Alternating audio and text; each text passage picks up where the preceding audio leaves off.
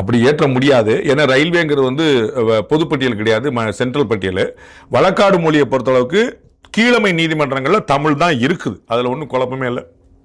உயர்நீதிமன்ற மதுரை கிளையில் கூட பல சந்தர்ப்பங்களில் தமிழை வாதாடுறாங்க. இரு நீதிபதிகள் கொண்ட அமர்வில் ஏதாவது ஒரு நீதி தமிழ் இருந்தால் கூட பரவாயில்ல தமிழில் வாதாடுங்கன்னு சொல்கிறாங்க. அப்படி தான் வராங்க. நம்ம வந்து அதனால் இது ப்ராக்டிகலி சாத்தியமில்லாத விஷயம். நமக்கு வந்து ஹிந்திலேயோ மற்ற மாநில மொழிகள்லையோ கீழமை நீதிமன்றங்கள் வாதாட வழக்கம் இருக்கே தவிர சுப்ரீம் கோர்ட்லேயும் ஹைகோர்ட்லேயும் நமக்கு வந்து ஆங்கிலம் தான் பயன்படுத்தப்படுது. கொஞ்சம் கொஞ்சமாக இந்திய மொழிகளுக்கான கொண்டு வர முயற்சி பண்ணலாம். அதை வந்து கம்பல் பண்ணி கொண்டு வர முடியாது. நம்முடைய எஜுகேஷன் மூலமாக கொண்டு வரதான் இந்த நீதிபதிகள் பணியிடம்ங்கிறது அகில இந்திய அளவில் இருக்கும் கோட்டாக இருக்குது. அப்போ வந்து வடகிழக்கு மாநிலத்திலேருந்து, ஆந்திராவிலேருந்து, தெலுங்கானாலேருந்து, கர்நாடகாவிலேருந்து எங்கெங்கெல்லாம் வருவாங்க. அப்போ வந்து அதற்கு ஒரு காமனாக ஒரு லாங்குவேஜ் தேவைப்படுது. அதனால தான் அதிகமாக இங்கிலீஷ் பயன்படுத்தப்படுது. ப்ராக்டிக்கலாக அது சாத்தியம்னு நினைக்கிறேன். தமிழ் வந்து கீழமை நீதிமன்றத்தில் இருக்குது.